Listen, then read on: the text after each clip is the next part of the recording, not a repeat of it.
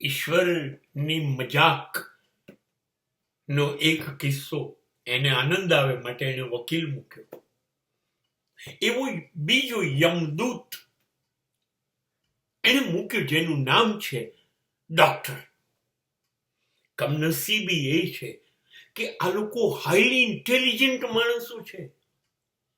Doctor 90% સિવાય બની ના શકાય.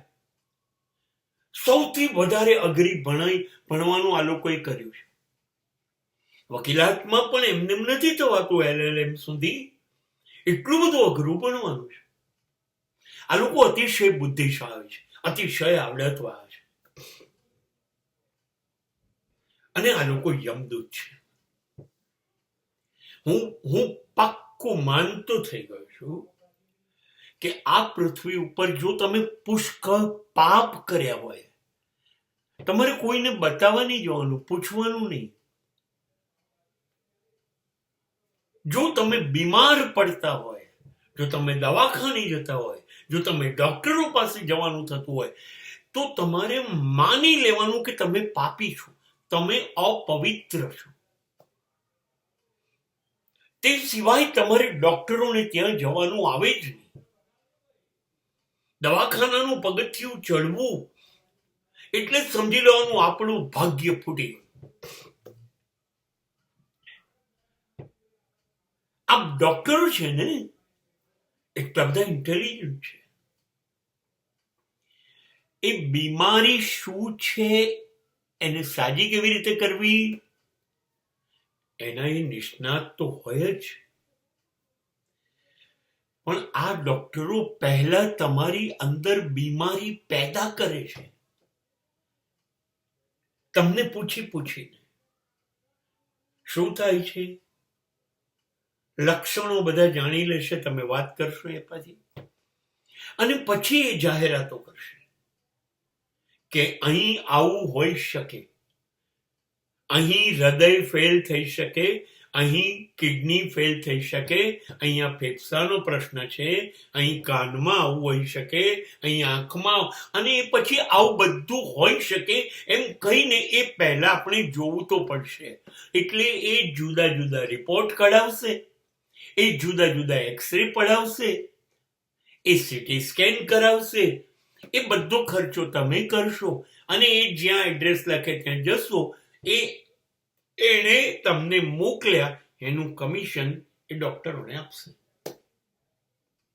અને એ રિપોર્ટ જોયા પછી કહેશે આવું છે, ગંભીર છે, તમારે સવાર બપોર સાંજ આવું લેવું પડશે, દર 7 દિવસે 3 દિવસે બતાવવા આવવું પડશે.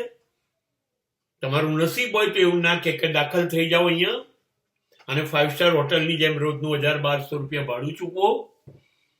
અને મારી જ હોસ્પિટલ છે, પણ હું સવાર સાંજ 2 વખત જોવા આવું કે તમે કેવા છો, તો એની તમારે કન્સલ્ટેશન ને વિઝિટ ફી પણ આપવાની.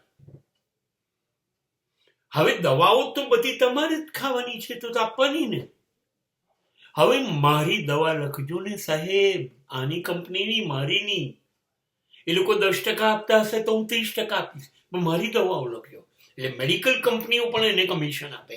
દવા મારી લખવાની, વેચવાનું તો દવાઓ આવે છે. તો જુઓ, તમે ગયા એટલે પહેલા 500 રૂપિયા મૂકો તો હું વાત કરું, કન્સલ્ટેશન ફી.